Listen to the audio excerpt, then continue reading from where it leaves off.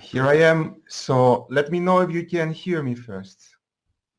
Okay, Here, perfect. great. So I'll be jumping off the air, but first of all, thank you so much for joining us today. Thank you for the invitation, Artem. So, Dobry din drugia. Is it correct? Awesome. Let's Hi, do lovely this. people. I mean, it's great. It's a delight to be here. And Artem, congratulations to you and to your team, of course, because there is always a great team behind big conferences and so on. And also, I would like to thank a lot the work of the interpreters. And I would like to specially mention who is today here. It's Anastasia and Xenia. So I would like to really mention them because regarding my presentation, I would like to disclose that it is a very difficult and a very sensitive issue to work with metaphors as an interpreter. Not only as a translator, also as a facilitator, as a manager, because metaphors are deeply rooted to our identity and culture. And it's very difficult to translate something which is very deeply rooted in identity and culture. And I usually don't use slides, but I only do when I have to speak about metaphors. Well, So, yeah. let's see them then. And it's So, all yours. I am off yeah. the air. Thank you so much. Okay. So I just, as I said, I mean, it will be a kind of uh, presentation about how do we use metaphors in organizations, and especially how do we use metaphors when we have to enrich an existing and desired, let's say, culture in an organization, or if we want to change a culture. And metaphors are good tools to do that. I will share also with you um, a framework that I have developed in order to work with metaphors in organizations using a participatory process. Okay? All right, so I want you to know that I will invite some interactivity today. So I just mentioned the word participatory, so I need to walk the talk and invite you to do something. Okay, I already used the metaphor, walk the talk. And you will be asking the next 30 to 40 minutes to contribute by answering some questions. Okay, so fasten your seatbelts. It's going to be a bumpy road for you. Be prepared. And I just used two more metaphors. And actually, I'm contributing to this research that said people use metaphors every 10 to 25 words. This actually makes it something like 15 to 20 metaphors per minute. That's interesting. All right, so here's the deal. There will be two kinds of background slides in my presentation. The one with the dark green is the slides that actually they have the content and the slides that I'm speaking upon. All right. This is the color of the olive leaves and the olives in my country, in Greece. And there will be other slides that they have this light green, the color of the olive oil. And this will be the slides that you are going to ask to contribute on something. All right. So please do so, and I will be happy to see your contributions. All right, let's get started. Oops, sorry folks, it starts with your contribution. So I would like in the next some seconds to just answer this question. When you hear the word metaphor, what comes to your mind? You may use a definition, you may use a metaphor, but spontaneously, what comes to your mind? And start putting things in the chat. Preach, images, a picture, okay. Keep up. An artistic image, thank you, Tatiana. Fairy tales, balloons, meanings, all right. Great, portal, interesting, thank you, Paolo. Something which needs individual interpretation. I agree with you, Monica. Great. All right, so let me give you some definitions. I mean, if you go in the internet, you will find a lot. But actually, I just have chosen here some that I really resonate with. And the one is, it's a narrative form, actually. Huh? It's a narrative form towards meaning making. It helps us make meaning. And it has a descriptive character and gets us at one thing through another. Also, it helps us to understand the new by referring to the known and familiar. And when I'm saying new, it may be something that we don't know at all, or it may be something like a new strategy or a new communication plan. And normally metaphors, as you already mentioned, they refer to pictures, so it's easy to visualize. I like the terminology and the definition that comes from Dave Snowden, who says that it is an established way of getting people to see things in a different way. And I think you're already starting getting the meaning where this is going in terms of culture. And just to be again in the context of the conference, Storifying the Culture, from a cultural perspective, the definition of metaphor for me is something that it can be a subtle depiction of an existing or a desired culture. It has to do with meaning making. So what we have done, what we did in this kind of years is that we started to bundle metaphors. And we did it in a way that it gives us a better meaning. So we have in these terms, we have war metaphors like, for example, in cancer, I'm fighting against my tumor. Sports, we are running out of budget. In mechanics, I want to recharge my batteries, so I need vacation. So nature, construction, time, movement, catastrophic games, there are different kinds of classifications of metaphors, which helps us to make meaning. So before I funnel down everything to the business environment, I would like that we spend some time to see how we work with metaphors in general, but using as an example the bigger contexts. So for example, I take something which is a kind of all of us have experienced the last 2 years, and this is the corona.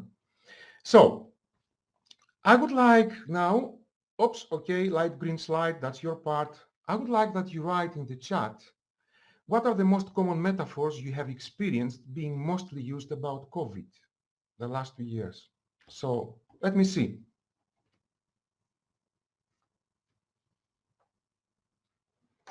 Prison and walls, all right. Fear. Give me some more, folks.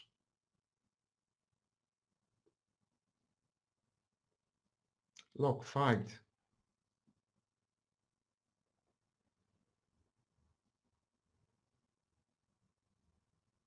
A shield. Come on, keep up populating. I mean, there have been so many metaphors. I'm talking about metaphors, not meanings, huh? Death. Washing hands. Bubble. It was a bubble, yeah. All right, so as you are writing things in the chat, so what I have experienced, and also a lot of other teams that we work with metaphors, is that actually the COVID and a lot of medical, let's say, circumstances, they use metaphors of war. So, I mean, we, in a collective way, there was a war against a very dangerous enemy. In a personal level, it was a battle against a virus. The doctors and the nurses were the front line. So again, a war metaphor. The patients have been the patients who managed to survive. They have been the heroes. So all these are war metaphors. And the war metaphors, what they do is that subconsciously, they induce a kind of an assumption of winning and losing. All right? We don't know if this is good or bad. I'm just now saying what it is. And that's why we have something like a mind, how can I say, there is something that it is used in war parlance, which is the collateral damages. So if we use war metaphors, maybe we are more, how can I say, comfortable with the collateral damages. People die and maybe it's okay because that's what's happening in a war. Okay? Induces also an assumption about we have a plan and we have a strategy, which it was not the case, at least in the beginning with COVID. Okay? All right. I will continue now. I want to give you another bigger context, and this is the climate crisis. Your part, same question. What are the common metaphors that you have experienced reading in newspapers or in discussions used for climate crisis. A little bit more difficult, but just go there. Drought.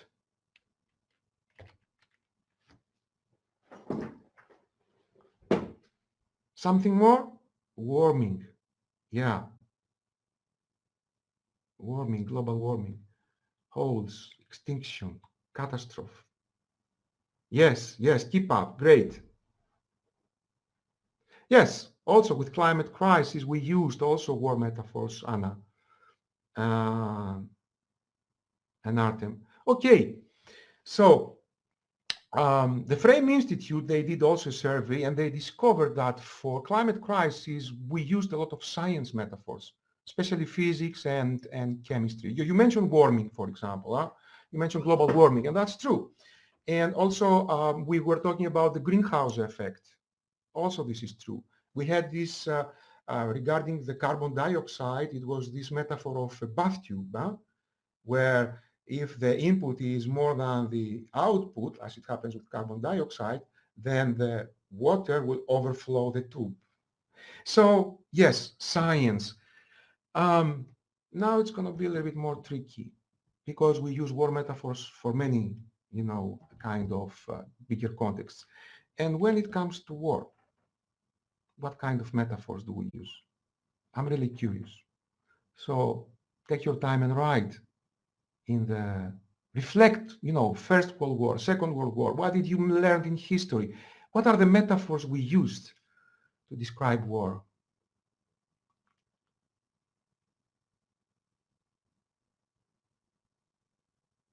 Yeah, freeing someone from oppression. Great. I need metaphors, folks. Huh? I need metaphors. The hell, yes. We use natural catastrophes as well. Extinction again. Pain. Yes.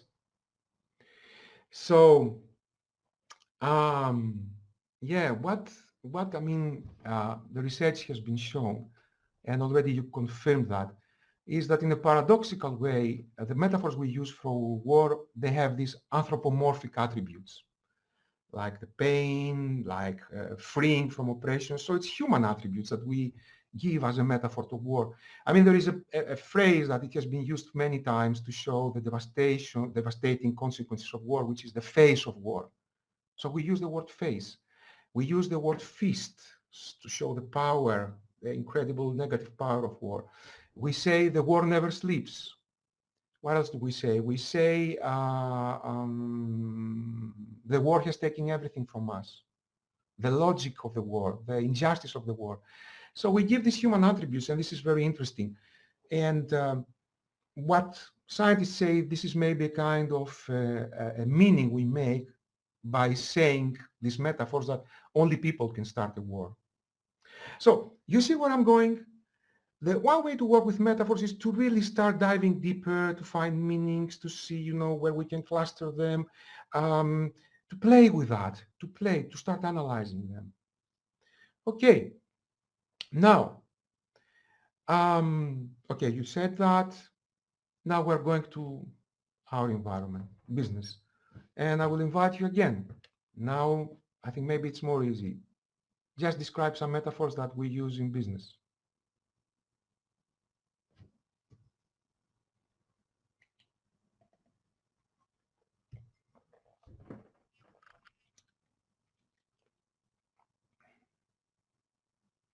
War also. War is everywhere. Yeah. Sports. Yes. I need metaphors, folks. Forest. Revenue and competition this is attributes of the business. So it's part of the business. But what are the metaphors? Growth. Yep. Strategy. Yeah, this is a war metaphor. Very, very much used in business, huh? And family metaphors, yes. Red and blue ocean, that's interesting, Artem. Okay, so as you may realize, and now you have been very, very much passionate and you write a lot of metaphors because it's your environment, we use whatever kind of metaphors that you have seen in the slide of the classification. It's sports, it's time, it's war, it's construction also, it's nature, it's family. And I have a small quiz for you now, very quickly. So what is the most used metaphor in business environment, but the less taken care of? I mean, it's the one that we use more, but actually we don't really deal with the consequences of this metaphor. So which one is it? Just write it in the chat, if you can imagine it. I mean, you know it because it's used so often.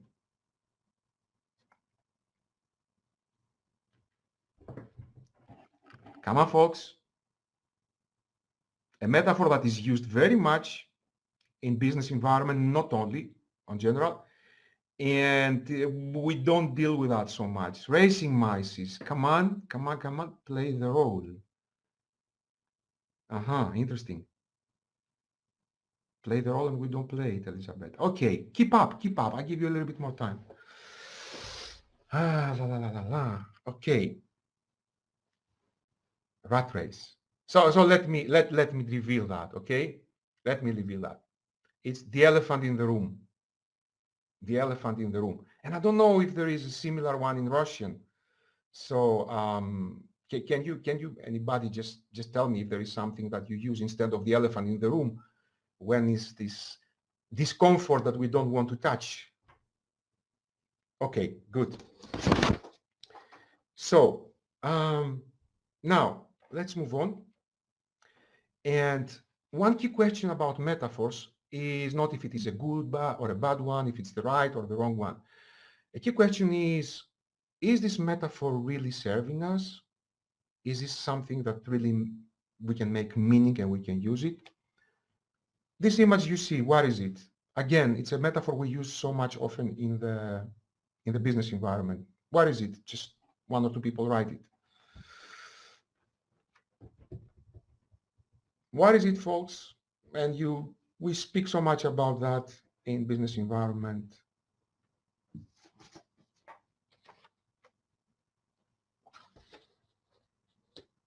It's a toolkit. It's a toolbox. It's the toolbox. Okay, let's now dive deeper in this metaphor of the toolbox. Where does it come from? It comes from a mechanical and engineered context, okay? And this means that it may induce a kind of fixing masculine mentality. Because we can interpret that something is broken or something needs to be fixed. And that's why we use the toolbox metaphor, which it may be the case, but maybe not. And then what happens with the toolbox is that it may induce a kind of an individualistic mindset, because normally we know that the toolbox is being carried by one person, and this is normally the handyman or the handywoman. So yeah, let's be aware of that. And then we know most of the times what is inside the toolbox. So there is the screwdriver and the screws and the hammer and the nails and the measurement device. So it's a kind of comforts us with its predictability. And I'm wondering, is it a good metaphor to use in an environment where is existing in such an unpredictable world like the world we are living up to now? So you see, we're just muddling and fighting, another metaphor, with a metaphor to see where does it belong, how it resonates with us. Okay, and as I said, it's not about being good or bad. I'm just giving some ideas here. Maybe it's useful. I want now to tell me if there is an alternative to the toolbox as we used it in business environments. So a toolbox is used where we put inside the skills we have, the competencies, or the methodologies we use, or all whatever we use in our business. So what is an alternative to the toolbox? Write in the chat.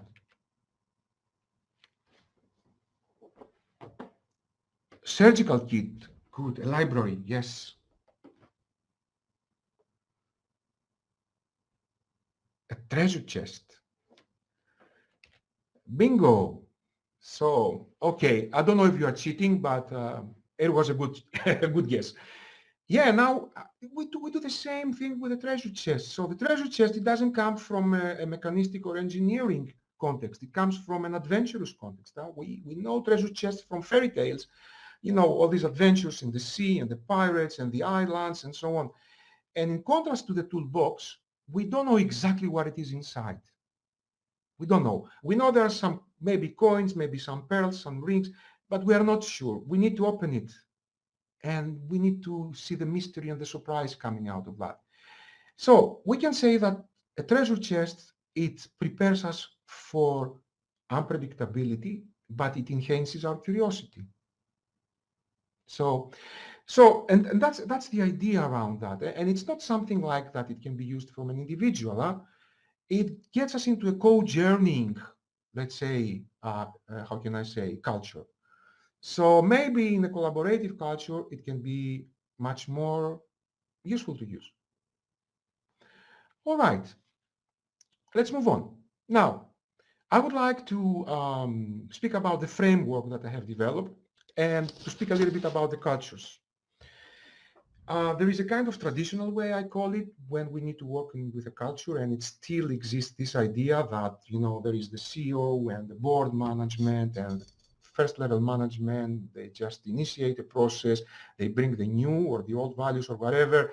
Then they want to communicate it with the first line managers because the leaders need to walk the talk. And then HR takes over and corporate communication. There is this internal process to communicate it. And then they roll it out internally and externally. And when they do it for the customers, for example, we use agencies, we use, marketing experts.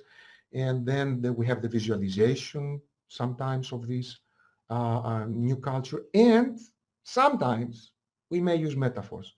So the metaphors is something like very much at the end if it is used from a creative agency. Okay, what I propose is exactly the other way around. This is an alternative way. And the alternative way consists of these steps. The first thing is that you do is that you initiate several working with metaphors workshops or sessions. And this is a deeply participatory process because you invite diverse teams in terms of roles, hierarchy. So you need this diversity in order to work with metaphors. And this is an issue to all these people that they will participate. It is an invitation, you issue an invitation for exploration and discovery, first of all, of an existing metaphor. So who we are at this particular time, at this particular context. And what is the metaphor that represents us? And you start working with that. If you don't have it, people will just come up with ideas. And then the next step is to see, is this metaphor serving us? Is it something that we are happy that when we are referring to that? Always in consideration with timing, context, and the overall environment. Then, when you are done with that, there are two potential paths to follow. If the existing metaphor serves you and your work, then you proceed with what it is called the thickening of a metaphor. So you enrich it. You work with the details. And, maybe part of the work that I showed you behind the toolbox and the chestnut and the war metaphors, you implement it there. You really do a lot of work with by thickening it, by making it more rich.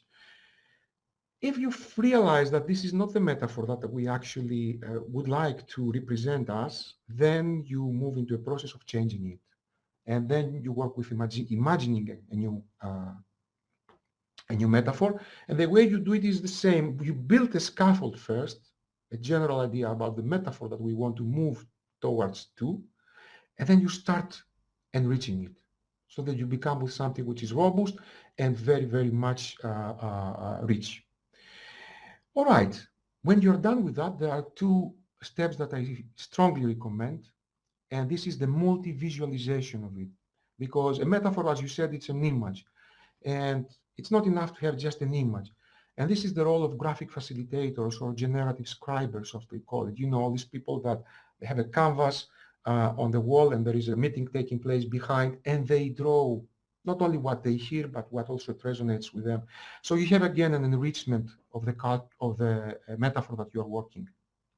All right, then when you are done and you have now your descriptions, all the descriptions, the multiple descriptions, and also you have the visualization, the multiple visualization, it's time to create a grand theory. You go to this process that I call grand theorizing. It's not just writing a text which depicts your values and mission, the new vision, the dream, and so on. It's making it a grand theory. The characteristic of a grand theory is when this happens, then these are the consequences. Or if this happens, then this happens. I will speak in an example more about that so that you understand it better. For me, it's a very important part of the work that I propose with metaphors. When you are done with all that, then you set for strategic planning and corporate communication.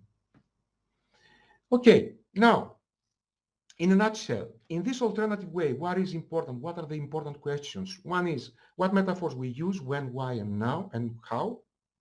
What metaphor represents us that resonates with us in this particular timing in everyday working life, and what metaphor dominates our operational environment. The tricky thing here is this. We may use a metaphor that it doesn't represent us, and this is an indication to change it. Maybe we like a metaphor that represents us, we may use it, but the overall metaphor that the company uses towards the outside world, maybe it's something different. The ideal is that these three are clashing with each other, all right? So we have this in mind. All right, now, I will give you two examples about this alternative way by explaining. I will speak about this multi-visualization. I already said a lot. I want to go to this, probably that you need more information in explaining. So I was in a master class with a guy, then he was explaining a process that was going with the police department in a city, which has been very much demotivated. So people were not really willing to do their job well. The numbers were bad, the statistics were bad.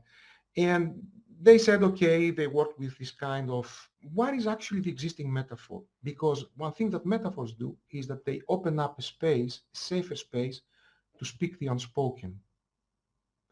And surprisingly, the people in this police department, they came up with this metaphor. It's the metaphor of the Christians in the middle of the arena, the Roman arena, where the criminals, as being represented by the lions, are just, are very aggressive and offensive, and the people of the city, the citizens, are there in the arena watching what's going on, applauding or booing. Tell me, is this a kind of a metaphor that really serves the ideas of a police department? I don't think so. Okay, and then they worked, and I just don't want to make a big story out of that. They came up with a metaphor, which is this one. It's the guiding dog, the dog that serves, for example, the blind people to pass the street. All right? So, and there were other things there, but I took this metaphor as an exercise and worked with a group of facilitators in order to understand the grand theorizing. And I say, okay, guys, can you expand this metaphor? So it's a police department, they have done that. So can you expand it? Not change it, but expand it. And they came with this idea. So yes, it can be also, police people can be hunting dogs, all right? They can be also the playful dog in the park that plays with the citizens of the city. It can be the dog that saves the people that they are buried under the snow, this Saint Bernard dog with a small barrel of cognac under the chin.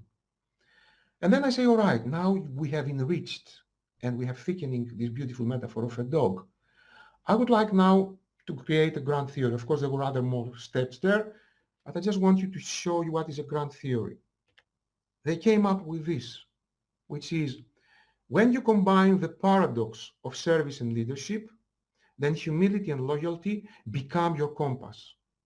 And you may come up making humble leadership your key attitude towards the society you serve.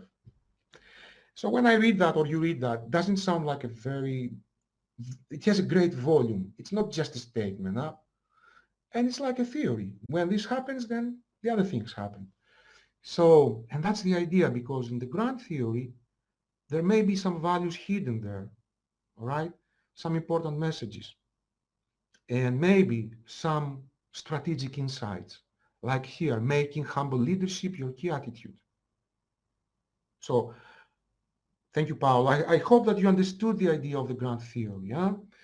And then, of course, as I said, you take the grand theory and you break it down now, and you do campaigns, you do communication, you do strategy, and so on and so on and so on. All right, now, and very important, I think from this presentation, I would like to remember this mostly, which is that, okay, a metaphor needs to serve us. We said that many times. And no matter what, should not be imposed.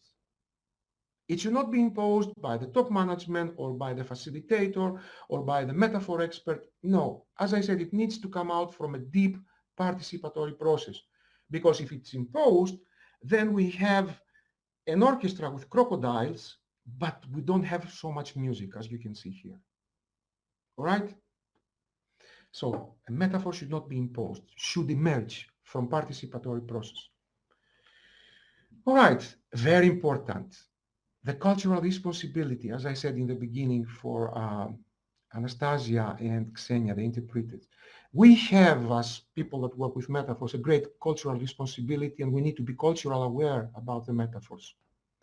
And I'm going to give you some examples. In Greece, for example, we say, a metaphor we use is this: I'm going to grill the fish on your lips and dance you on the frying pan. Does it make sense for you? But we use this when we're in a conflict, and we say, what we mean with that is, I'm going to make your life very difficult, my friend. All right, next one. Very well-known metaphors like it's raining cats and dogs. I think this comes from UK, and cats and dogs in UK are very important and respected animals. So it doesn't resonate with my country, values or whatever. So in my country, we use, for the same exactly reason, to show that there is heavy rain outside, we use it's raining chair legs. So we need to be aware of these cultural differences. Now, imagine that you are invited to give a presentation in a conference which has the title, The Future of Food. The Future of Food. And you are on stage, and you are so happy that you develop your presentation with a lot of metaphors. And you speak, and then after you introduce yourself, you say, after this introduction, let's get to the juicy meat now. And you are so happy because you just used a great metaphor, until you realized that your audience is 80% vegetarians and vegans. Hello? So it's not that you are doing something like a bad thing here, or it's not a proper metaphor, but you may also irritate people. So cultural responsibility is important. And I recall when I introduced the slide background color in the beginning, I used the olive tree, the olive leaves, and the olive oil. And I'm not sure how many of you are familiar with these colors. So cultural responsibility, does it make sense? Do I like it? Is it useful? Very quickly then, this is an ongoing project with a company, but I just want to tell you that it is important, I see the time, it is important that we keep what I call a metaphors repository. Whatever we do with metaphors, it's a knowledge management, let's say, project. We need to store it somewhere for the newcomers or for everyone who wants to just go there and really from that exploration and discover the culture of the company. The bigger the organization, the more necessary the metaphors repository is, because there people may discover what I call these microcultures that exist in different departments. Okay? Now, I'm coming to some concluding remarks. Working with metaphors for culture change requires a delicate and sophisticated 360 approach. This is the deep participatory process, and it requires high-level sophisticated facilitation skills. As I said, it's not easy to work with metaphors, all right? There are some collateral benefits. When you work with metaphors, there is excitement, there is fun, there is connection, and as we have seen in the morning, I think it was Udi who said that, metaphors really needed in order to build trust. And as I said before, it opens, working with metaphors, it opens a safe enough space for stepping in and slow down processes. the time that you start digging into the metaphor, time is becoming really slow. And then this is because you are already speaking from an embodied space, and the descriptions come from an embodied space. There are also many other ways to work with metaphors depending on your objective. So if you work with diversity and inclusion, we use this, which is called strategic metaphorical storytelling. If you want to work with problem solving, you use the archetypal characters. For example, you have a problem. What is the perspective when you see, what is the potential solution when you see it from the perspective of the warrior? Or when you see it from the perspective of the lover, or of the dreamer, or of the queen, which brings the power of the feminine heart. Okay? So there are several ways to work with metaphors. And science, the brain treats literal and metaphor as the same. This neural confusion gives symbols enormous power. So that's what Sapolsky said in his research. He discovered the power of metaphors in that. All right. And I would like now to paraphrase a very famous slogan from the 70s, which was make love, not war. And I would like to tell you to make metaphors of love and not metaphors of war. But don't go. We are not done yet. You have two small exercises. Artem, I'm done. So I just very quickly like that you write in the chat what is your favorite metaphor that helps you make meaning of the world as you perceive it today. Just write down whatever it comes to your mind. A metaphor that helps you make meaning of the world, of the crazy world that we live today. Is there a metaphor? A carousel. So like it's a fun park, huh? Yeah, thanks, Tatiana. The mycelium, yes, of course. All right. So I would like to share also my favorite metaphor, and please keep writing and also checking what is in the chat and liking the video. So this is my favorite metaphor. So it comes from Thomas Hylland Eriksen. He's a Norwegian social anthropologist. And he said, making social and cultural identities sustainable in a world where change is unpredictable, frequently exogenous and often resulting in unintended consequences, can be compared to rebuilding a ship at sea. Rebuilding a ship at sea. It requires flexibility and improvisation or novel forms of boundary making. This metaphor helped me really a lot to understand how the world is today and how I can make my work more effective. All right, last slide and last exercise, it's a gift. I would like all of you, please, to write in the chat and give this as a gift to Artem. What is the metaphor that you would use for this conference? What is the metaphor that you would use for this conference? Please offer this as a gift to Artem.